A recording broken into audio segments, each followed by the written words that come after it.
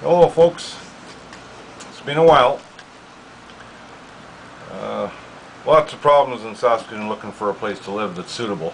You wouldn't believe some of the garbage that they're trying to rent out for $1,000 a month in this city. You go in there with the truck and clean all the needles out of them. But or you move into an apartment like I have and you hear gunshots out of some of the windows. People urinate on the floors, and the carpets in the hallways, in the elevator. Lots goes on here, and if you do anything about it or try to, they damage your car. Some people don't know how good they've got it. Anyways,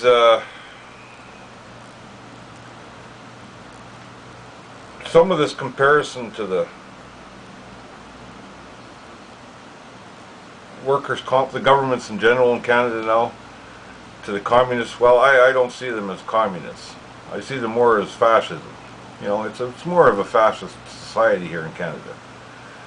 A lot of the things that history has shown, what happened in Germany prior to the war in the 30s, are things that are happening here. Now, they know they can't just take us out and shoot us. But a lot of people don't know that the first 70,000 victims of the Nazis were disabled Germans. It's a fact. Check up on it. They were trying to find ways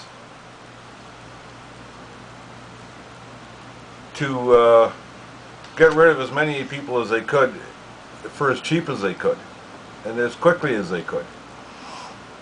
So they started with trucks, and they piped the exhaust into the trucks and drove them around the Black Forest, I suppose,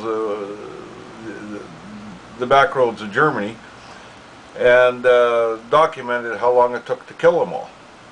And what they were doing was they were taking disabled Germans away from their homes, cities where they lived with their families and whatnot, and telling the families that they were going to take them away and make them better. And then Mrs. Mueller would get a letter a month later saying that Gunther died in his sleep, or he died in an accident. But they were great for keeping records. They'd tabulate everything, how long it took, how much fuel was used to accomplish the, to get the effect. And like I say, the first 70,000 were disabled Germans. And the thing is, too, see, Hitler and Himmler and the rest of them guys, they didn't want, with the Olympics coming on in 1936, they didn't want to see the world, the Iron Race, with disabled people. You understand? They wanted everybody to think that the Germans were just the Aryan, the super race. And it wouldn't do to see a crippled guy walking down the street limping, or somebody with a bad arm, or an injured worker. So plus they experimented on them, knowing that when the war came, this came later, I think in the late 30s, they experimented on lesser beings, I guess. Sound familiar? They operated on them to see if the operation was a success or not. And if it wasn't a success, well, they didn't apply the same technique to their own soldiers. If it did work out, which it generally didn't work out, they would use, I suppose even the odd time they got lucky, and the experimental surgery, orthopedics probably, they ran across something that did work. And of course, then they could get their soldiers, operate on them, and ship them back out to the front lines. But doesn't that sound familiar?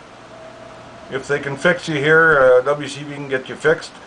Some experimental surgery, which I was told my left shoulder was experimental, they'll get you back to work. If it doesn't work right, well then they'll still say it did, some of them, and they'll still try and send you back to work, and then years later they find out that it didn't work. But by then you're denied compensation. So I don't know, I'd like to compare them to fascists, the Canadian government. right across the board. It's fascism now. And I guess that's the fashion, the new thing, the in thing.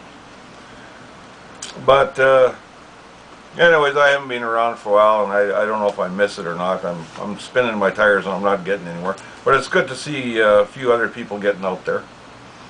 And if I can get into a better property, which I was told I will right away, I'll get my own house again.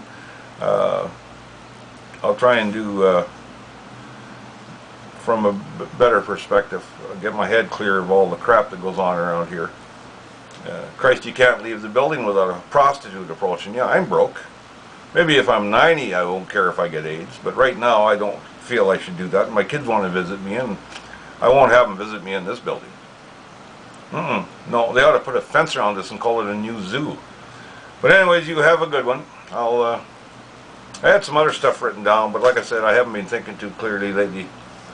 You start hearing rifle shots going off out of your building. Well, at least they're going out of the building. But anyways, have a good one. Bye.